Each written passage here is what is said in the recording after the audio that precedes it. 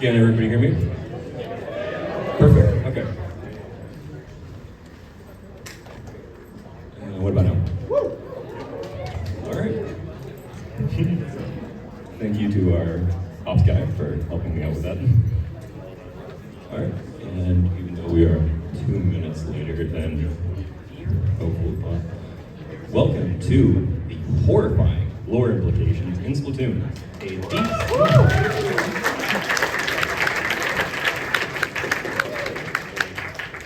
DC discussion of the casual use of things like genocide, race war, and lobotomies as story element in our favorite video games about squids and octopi.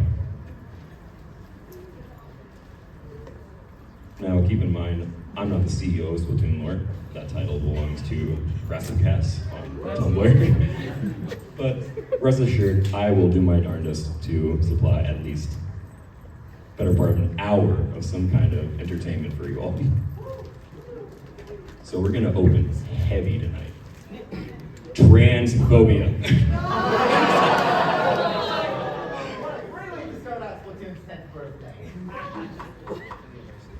So, as we all know, Deadfish, our favorite undersea DJ, was introduced with the Octo expansion in about 2018. And when Deadfish was introduced, the official Squid Research Lab gave them she, her pronouns. Now, I'm not saying maybe this was retconned later down the line, because that wouldn't really be entertaining at all. In the lore, who would have given the research lab this information? What kind of maniacal, evil bastard would purposely misgender our favorite green DJ? Tumblr sexy man, Commander Tumblr. At this point, I'd also like to open the mic to anybody who may have any questions, concerns. They just want to stab me because I insulted their favorite Tumblr sexy man at any point.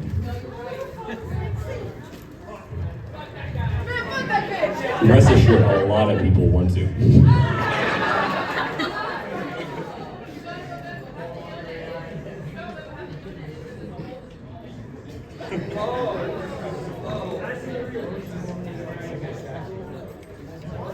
So, if you're here, you've probably seen this video.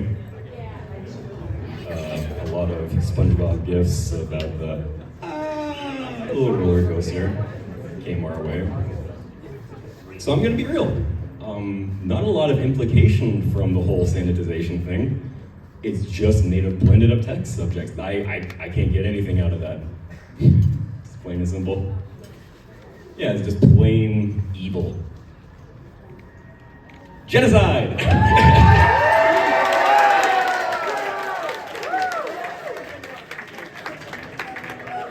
It took you people less than 3 days to annihilate over 1 billion.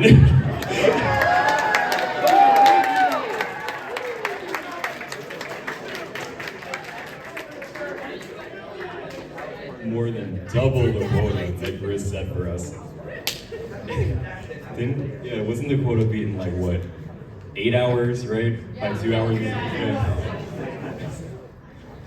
What a great weekend that was. So let's do some number crunching. 1,535,611,351 divided by, let's say 3x per boss, excluding special ways. That's about 511 million bosses defeated over the course of 3 days. And just to lowball that, let's say 100, grunts per egg that we got, because that's about how many would come out during a in memory of our fallen soldiers. Run.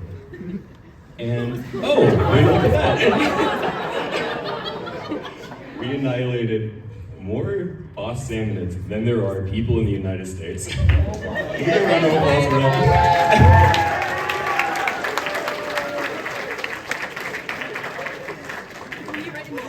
With me in the room. Wow. Billions, with a B. Over 51 billion dead fish. Dead what? So, assuming that the average salmonid has around 10 gallons of that goop that comes out when you kill him, you know, that's over 500 billion gallons of goop. It takes approximately 536 billion gallons to raise the Hoover Dam reservoir by an inch. So, you know, just doing a little bit of basic math. If we were to dump all that goop into the big pit, like they probably would have if it was there, it would have been raised by a considerable amount. And if y'all don't know how big Lake Mead is, I see a lot of Fallout New Vegas fans in the audience. Yeah. Keeping things in mind, not only was this less than a week of almost constant warfare, this has been less than a week out of the 3+ years of Splatoon 3 Salmon Run, not even including Splatoon 2. We all, on Nintendo we killed trillions of fish together for hats, roller skates, and minimum wage.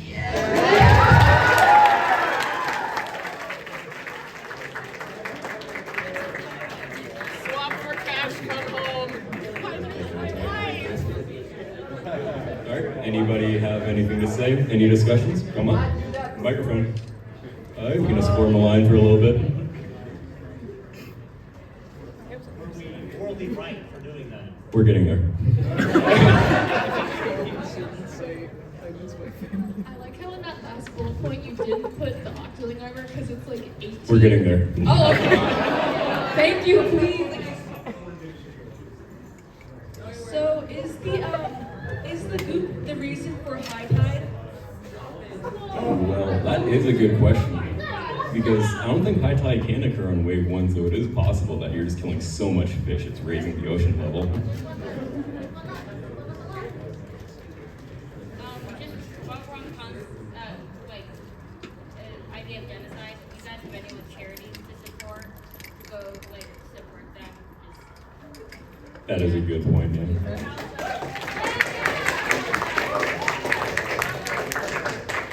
Considering the exchange of eggs for optimal technology, would you consider that an act of state-sponsored terrorism? I, in fact, consider something so much worse. Corporate-sponsored terrorism. Can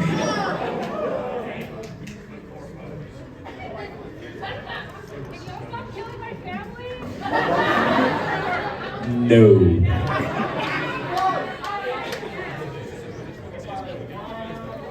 When you think about the Octarians using the eggs for the salmonids, you kind of realize how terrible the Opolis really is, because you got like these two races that were basically terrorizing all the time. If you keep them fighting each other, they don't overthrow England society. Good point, yeah. I just want to point out, how many of them are there? Because, we killed so many of them, and they're, how much longer are we gonna do? If we get a Splatoon 4, how much longer? They just like fighting. Salmonids have two.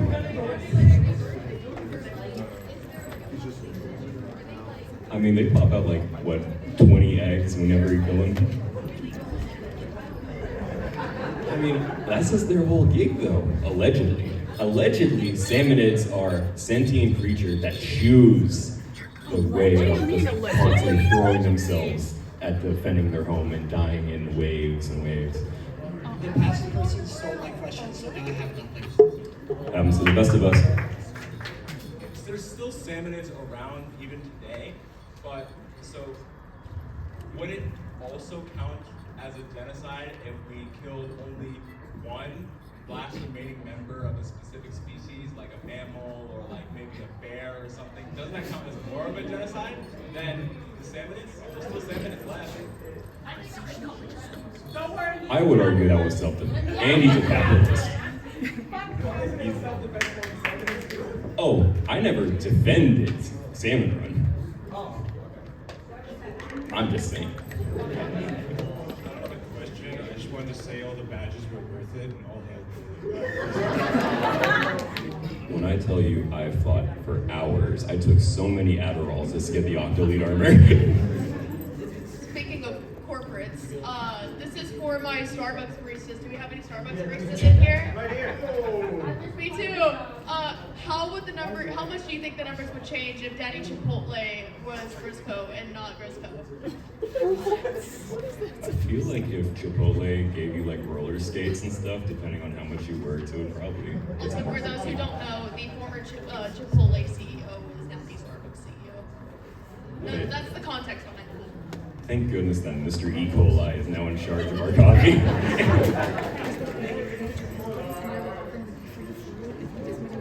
Mind if I ask 2 questions? Go ahead. One, where exactly do sorry if I pronounced it wrong, where exactly do salmonid eggs come from? And 2, why are they so aggressive? Like, the second they say they play Octolite, they don't hesitate to try to kill individuals. I imagine, well, for the first question, I think they don't really talk about salmonid biology that much, more their culture. And for the second question, I would also whack somebody until their tentacles are numb, but they came to my house. You know?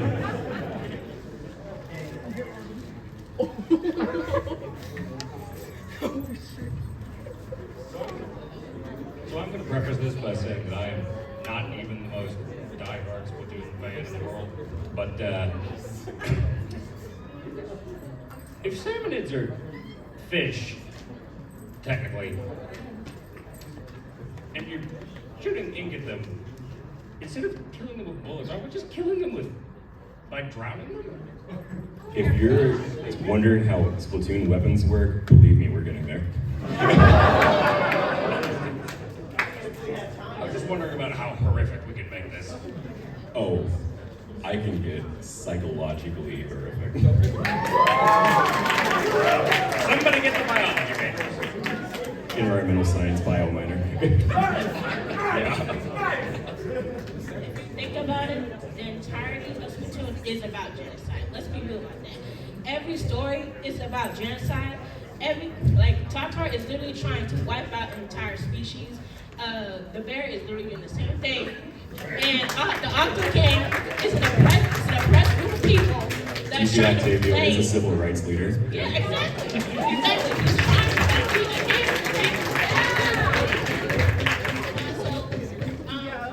you know how in the last boss fight in Star mode, there's like the enemy screaming? I've always thought that the screaming was like the lizard people. Yeah. People still underneath the place, yeah. That's what I thought too. Considering the salmon is culturally being delicious, the fact that we don't eat them, isn't that just extra worse? I mean, it's implied that they do eat them in some capacity because there's like fresh salmon in the Grisco like freezers too. I've seen the salmon in the stores. I'm more referring to the billions of gallons that we dumped into the Hoover Dam.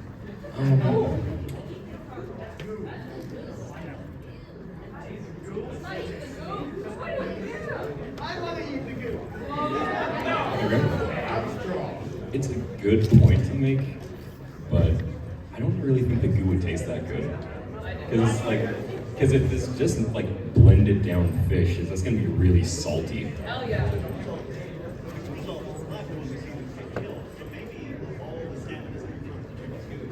That is a good point. That is a really good point, actually. Okay.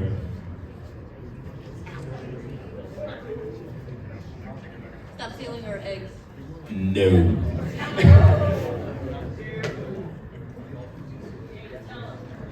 What do you think Deep Cut and Off the Hook have to gain with advertising Grisco?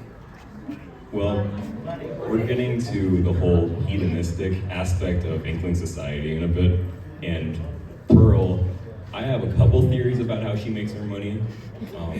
One of them does involve the great Inkling weapons that were made after they figured out where the plugs were. If y'all remember that little tidbit of like Splatoon 1 lore, I think. And I do wholeheartedly believe that Pearl made her wealth from the Inkling arms trade. Interesting. Thank you. Yeah. Honestly, I've never played Splatoon before, other than one time on a road trip in Boy Scouts. But do you think they taste better grilled or deep fried? I think that salmon would probably taste better grilled because I've had deep fried salmon before and it's really just, it is not meant to be deep fried. We all know mob forms in Minecraft, right? Like the Enderman one, or the Creeper one, or the Skeleton one. Yeah, but what if we it's care about Grisco that making stuff. like salmon forms just so they can keep getting money back? A capitalist society making a literal meat grinder just for the sake of a profit. Capitalism. Really something to think about. Is it really that deep though? Mr. Grizz would never take advantage of a bunch of people for the sake of profit. So obviously the whole story of salmon returning to the sake of the blood sport gladiatorial combat thing, you know, throwing themselves wave after wave, trying to reclaim their ancestral breeding grounds. That doesn't 100% legitimate. They just want to kill themselves. I mean, yeah. They just want to throw themselves into, bombs, mines, various lasers of sorts with a killer whale, whatever the heck, like ink brushes when that kills them. It is 100% it's not military-industrial complex propaganda. No way. Especially know that Grisco's in the hands of Lil Judd, of course, who, of course, is not the most evil-looking person ever set to the planet. Just a nega version of Judd.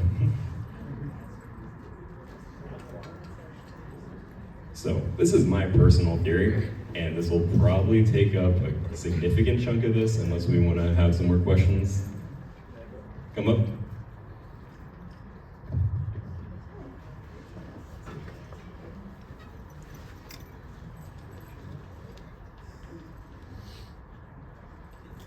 Somebody earlier said something about Octoling armor and the number 18. Is there an ancient 18 I don't know about? I don't think so. Alright.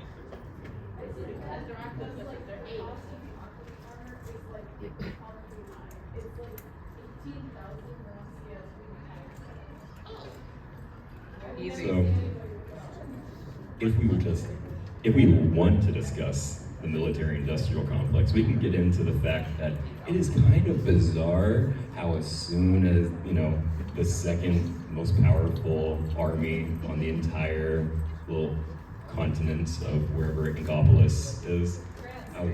Oh yeah, it is France, sorry. It is actually. No, it's not. Elves.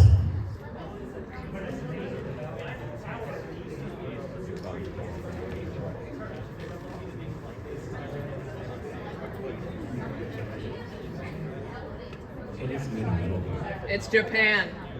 Actually, okay. If you have a point, come on. We got time, come on.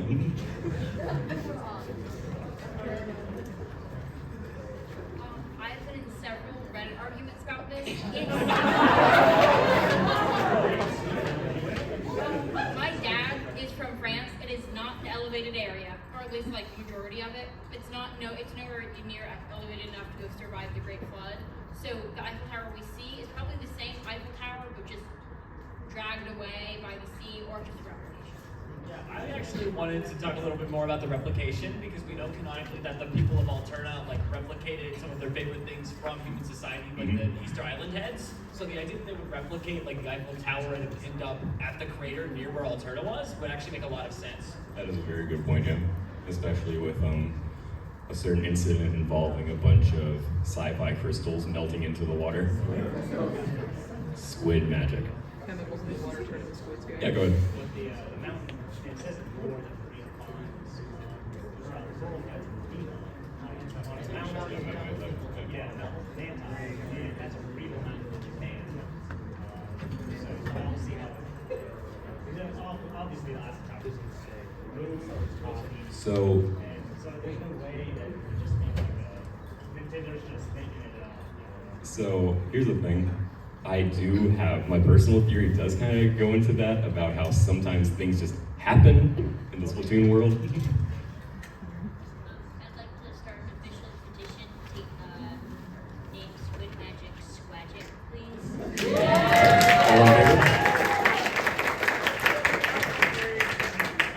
Squadron. On the topic of the Eiffel Tower, I do think it would have to be a replica because in the flood, the original Eiffel Tower would no doubt fall apart because while it is structurally sound on the ground, you rip it up, it's just kind of gonna crumble eventually, Yeah. especially with the force of water of flood. Yep, I imagine that would happen in our world. We're getting there. So any more comments about the horrifying military-industrial complex? All right. So on to my personal theory, and this is going to get real reachy in terms of what is an implication or not. Squadron.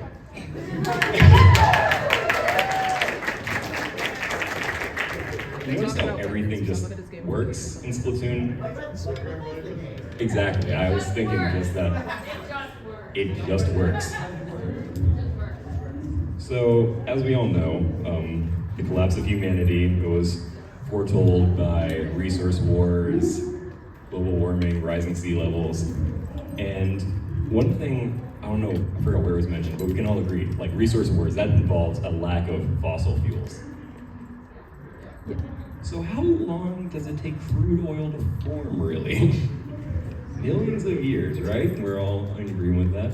But for the last 10,000 years before the mollusk era, there was no sentient life. So we can agree, it's about 10,000 years before humanity's dying inklings rise from the water.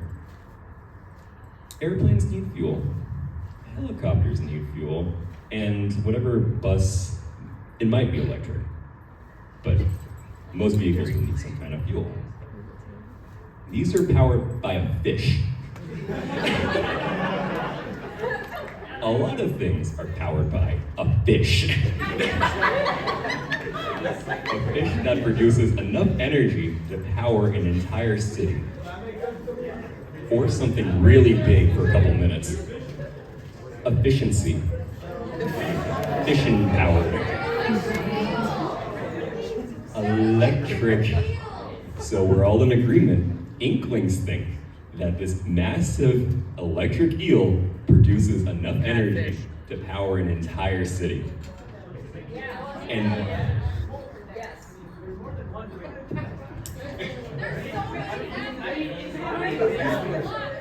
like, we know at the very least that there are like more than one great zapfish, because like Splatsville has one too. Of course, yeah. So like, and who's to say that like even Inkopolis itself doesn't have like more than one? But like, the thing is, as soon as they take that one great zapfish, like society is just like, oh my god, we gotta send the child soldiers to get that zapfish back. It's really like not society at large though. Like it's pretty casual on the Squid Sisters program, and like all the cuttlefish stuff is like most people don't even know about. So like I don't even know that it's that big of a deal. Well, I forgot the correct name. It was, like the cuttlefish people, they're like kind of the shadow, like paramilitary force that actually get anything done.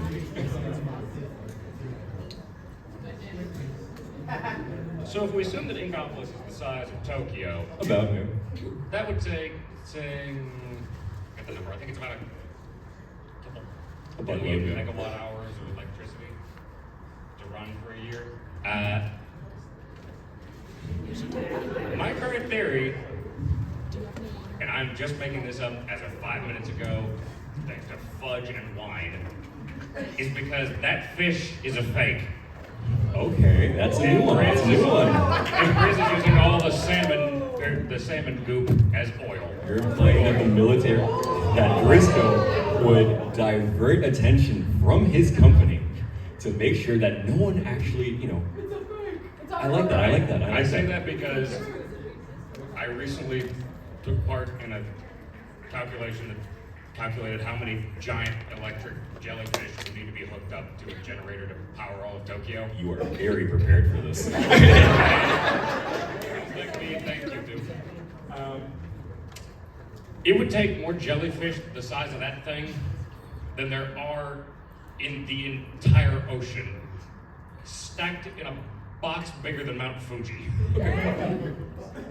That is an amazing and relevant piece of information for this PowerPoint, actually. Thank you so much. So like, do Inklings just view Zapfish and electric eels as like not people? Because they just kind of have it like tied up to places.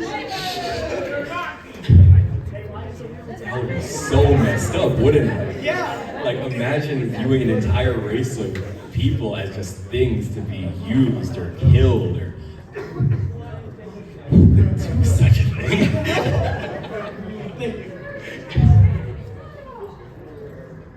Hi. So, do you think the Inklings and Ocklings kind of view power because view electricity and power because of humans, the crystals, and all that nonsense? They view that as like a power stance. This is where we get everything from, and you can't take it from us. And it's in the open, in the plaza. Do you think that's connected to humanity's downfall, and they're just doomed to repeat that? I do think that Inkling society is inevitably going to collapse very soon, especially because things only get done once Marie decides to put her boots on and go kidnap a kid. But yes, I do think that pretty much what he said, yeah. So about the whole not viewing the electric eels as people, there is a BoJack Horseman episode titled Chickens, in which they explain that they have genetically modified chickens that are not people that is okay to eat. And like 50% of the people in that show are animals. Maybe that's what's on here. We have not lost the plot. We have not lost the plot. So maybe this is just like a tiny bit of lore that I've missed, but like I've never understood how like the Zapfish just goes missing. Like it's giant and it's wrapped around the decaton. Okay, wait, that like things just go missing in the Splatoon verse, and like it's like how did this go missing? Like in 3 when like DJ Octario's entire army gets like how do you let your entire army get kidnapped? Like did we just wake up and they were gone? Like I just need to know like Once again, when. I like to reiterate sometimes in Splatoon, things just happen. Things just miraculously, almost like squagic, just happen. You know what I wonder? What? If the Great Zapfish really does power the entire city, how does the city still function when it gets taken? They were too Things lazy to make the just shopkeeper happen. say anything about it. Squagic. Squagic. Maybe that other guy was right. Maybe because the Great Zapfish is gone, they switched to using sand. Actually, there is a Octarian Seminid trade deal because we all know that the Octarians are forced underground after the Great Turf War. They trade technology, like Octarian technology, for the Seminids' power eggs. So it may be possible that they're using power eggs from Grisco in order to help the city keep running. That is a very good point, yeah.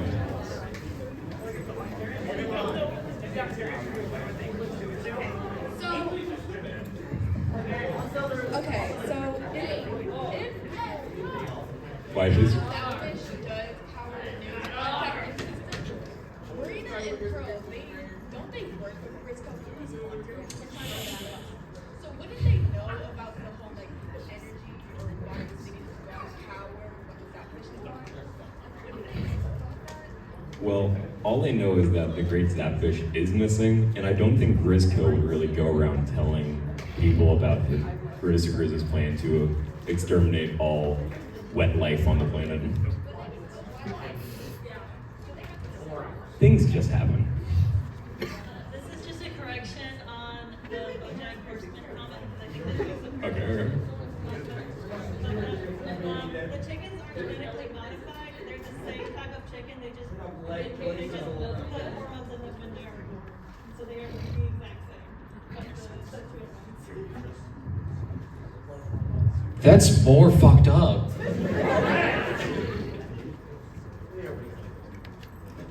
Just an extension on the treatment of the Zapfish. Okay. They clearly feel fear. Mhm. And on top of that, Inkling Society demeans them because the little ones are stored in fancy little glass bulbs that look like light bulbs. Yeah. With their whiskers just kind of tied to the ends of it. Uh-huh. And we see that the way to use a great Zapfish to power something directly with Octavio is he just shoves it into the bottom of his DJ setup. Yeah. And the great Zapfish is bigger than his DJ setup. Things just happen.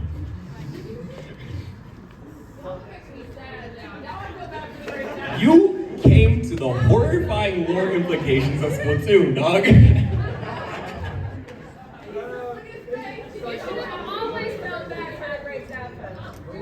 So, on to things that happen. Inklings will believe just about anything. For instance,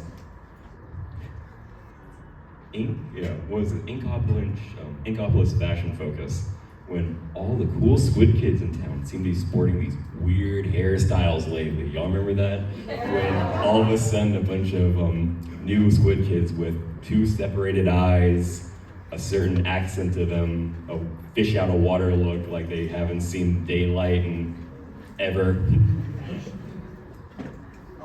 At this rate, it's only a matter of time before it becomes a full-on fad. Isn't that interesting? How Pearl, a very prominent Inkling with a lot of sway in society, said that it'll become a full-on fad.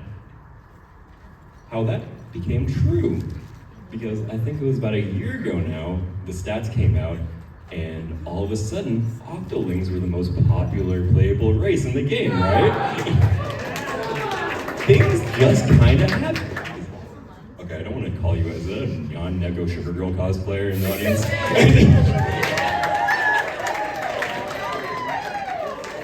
Great anime, I suggest you all watch it. So, things just kind of happen. So, per se, is she just saving face to make sure nothing bad happens to the Octolings? It's not like she's been not sharing a bed, because apparently that was a Photoshop tweet. But living with an Octoling for a significant portion of her life and knows what to look for, probably. But either way, the Inklings will leave it. And what happens? Octolings slowly begin to act more like Inklings. Not per se. Oh, thank goodness, U.S. Air Force. Thank goodness. Can we all give a shout out to the U.S. Air Force?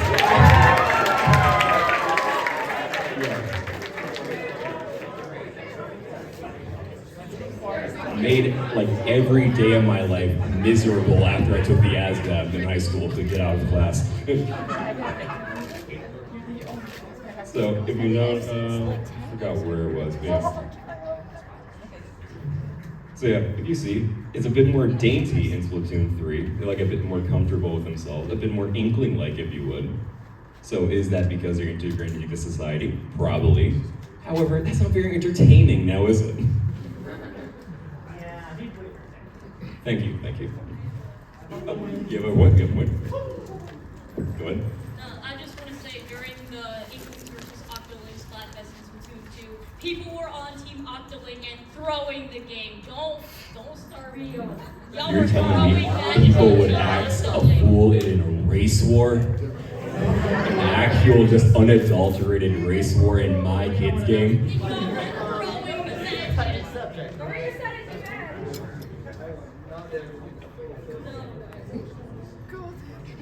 Should I full screen it again?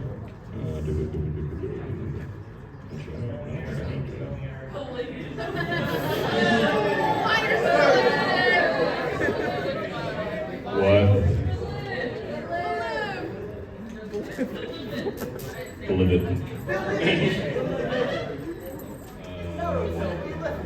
Okay, well I guess now we all know that I have Steam. And back to the thing of sometimes things just work. How do inklings recharge their ink tanks when they're in like any form? Does it just osmosis into the handle? Maybe. Is that what they think? Is that what they think?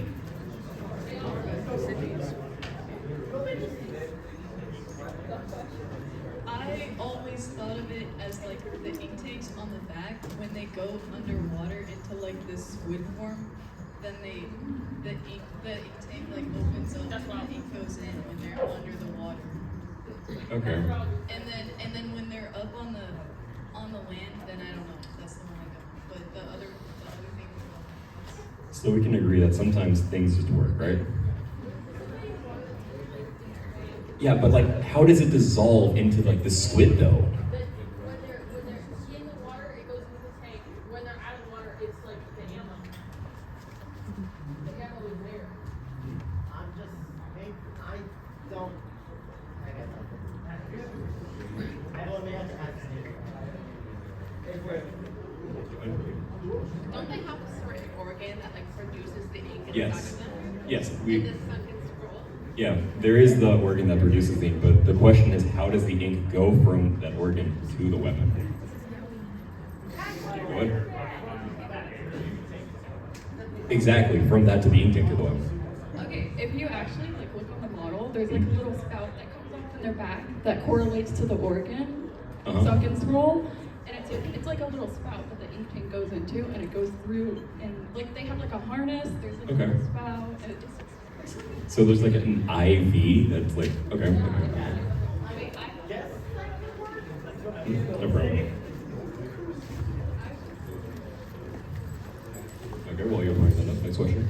I'm gonna add on to this because I used to think of it kind of similarly. I used to think that the inklings and the octolings would, like, whenever they go into squid and like squid form in the ink, one of their tentacles would flip open like a flap on the weapon to refill the tank while they're swimming, and then when they're coming out into their like humanoid form, it would just close it. Okay. It's kind of a stretch. It's kind of a dumb theory. That's Okay, let's be real here. There's no dumb theories when it comes to Splatoon. Like, come on. And vice versa. And race wars. I think that like when people talk about this, they kind of forget that inklings are literally like made of liquid that's very pressurized and like are technically made of the same ink that they like swim around in. Like being able to swim through grates is kind of like proof of that. So I feel like when you said osmosis, I feel like that's kind of it. Yeah. Does that make sense?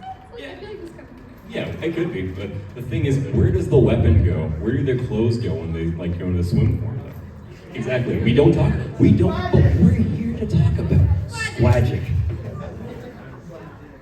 They said most of what I was going to say, but I'll just tack on that the actual ink tag on the back could just be storage. Yeah. Like to replace what they're taking from their body to put into the weapon. Probably, yeah.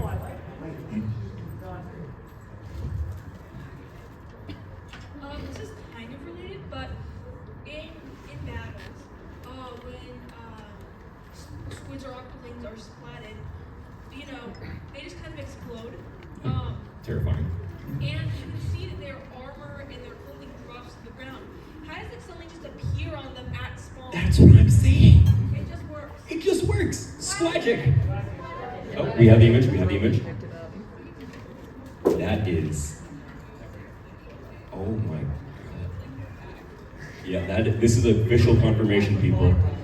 We have official confirmation. There is like an IV tube that feeds into the nape of their neck, into the ink tank. I am of the belief that the weapons and clothing is ink soluble, and so it turns into ink when you turn into ink. Okay. Yes, because the squids have magic souls and their weapons come back. That's what weapons get back when you turn back into a squid. Okay. Hi again. Hello. Hear me out. I'm hearing. No, I haven't even done my theory. Come on. So, someone says that they are made of the same ink that they shoot at each other. That implies this everything going on in Splatoon, Grizz is the only sentient being, everything else is just one big monocellular hive mind that likes to feed itself to death.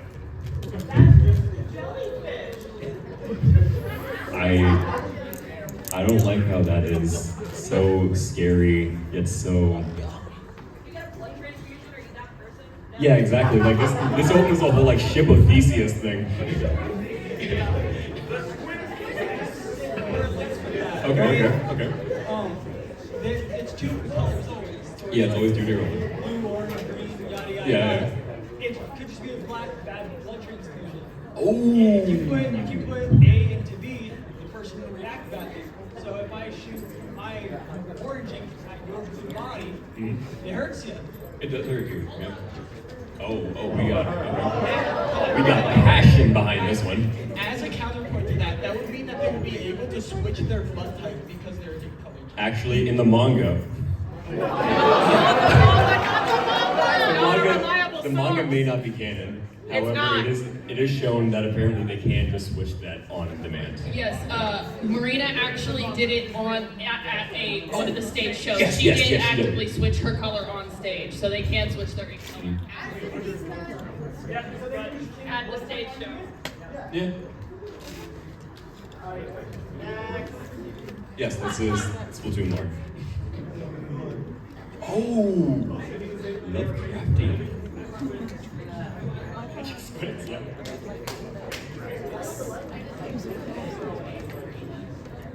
So we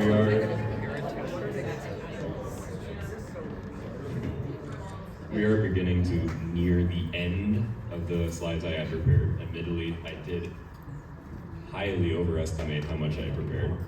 So, does any of this sound familiar? Do you have any like really heavy sci-fi fans in the audience? 40K, Star Wars, any of that in the audience? Okay, a couple.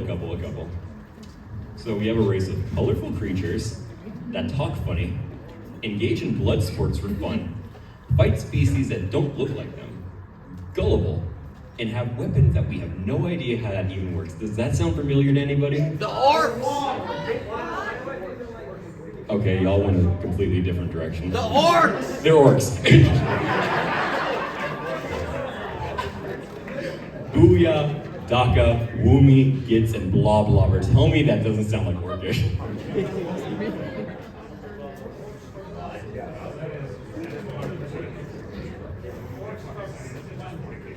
Oh, from 40K, Warhammer 40,000. So, getting on to the whole squadgic thing, this is where I really think I kind of shines in my multiple sleep deprivation fueled brain sessions. So why? These are some, not excrements, these are some quotes from the Alternologues. To put that in more human terms, these crystals could read minds and then output imagery that matched the viewer's innermost thoughts. The crystals that lined Alterna were capable of harnessing human ambition, creativity, dreams, passions, hopes, racism. And when the inner walls collapsed, thousands of tons of rock and liquid crystal plunged into the water below. So, what were to happen per se in this fictional world where fictional things happen and everything doesn't really have to be rooted in science, but we can? What would happen if, I don't know, sentient life were to evolve in a pool of squid magic crystals that allowed, thoughts to become reality? Chemicals in the water turn into squids gay. It all loops back. So, any more thoughts now that I opened up that can of worms? Go ahead. We have 15 minutes. So, the biggest thing as well is, the fact that, and this bothered me really before we got to squid magic, or, squid crystal thing, is, Splatoon's 12,000 years in the future, we evolved from squids to, humanoid life forms in only 12,000 years, yeah.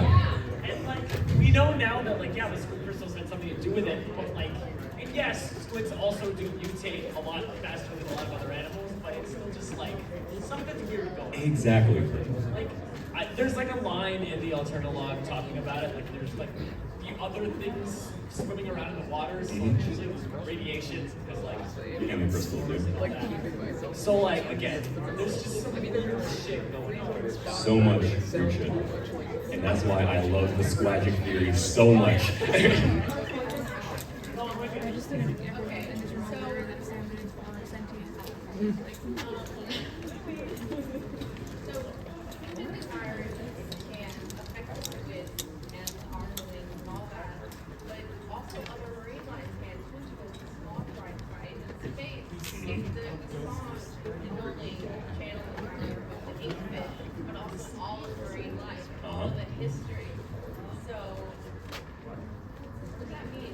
So, one of my personal takeaways from the whole calamari incantation being just the ex machina for everything in Splatoon,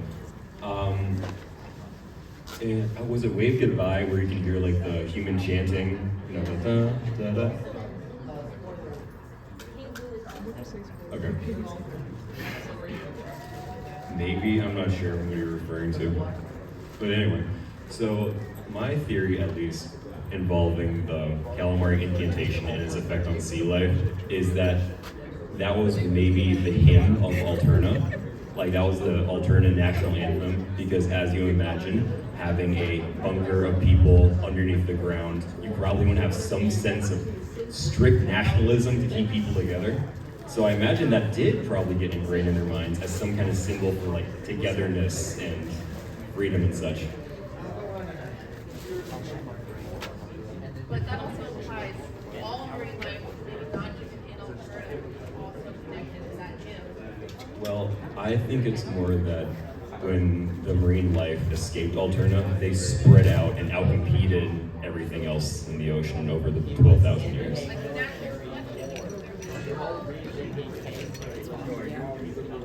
Perfect. All right. Okay.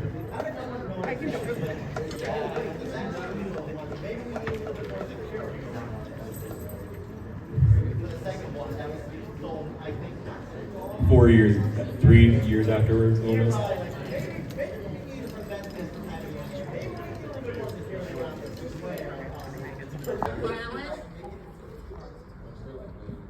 What is the name of Myron Ronnie Swamps has a daughter. What is his daughter's name? We have a hand in the. Is it Katana? Yes. Yes! Someone got it. Congratulations. I don't know what you would. Thank you. Congratulations. You got like one answer. Can we get a round of applause for Rassica? The most terrifying thing that ever happened to me. I thought I was about to get dragged through the coals.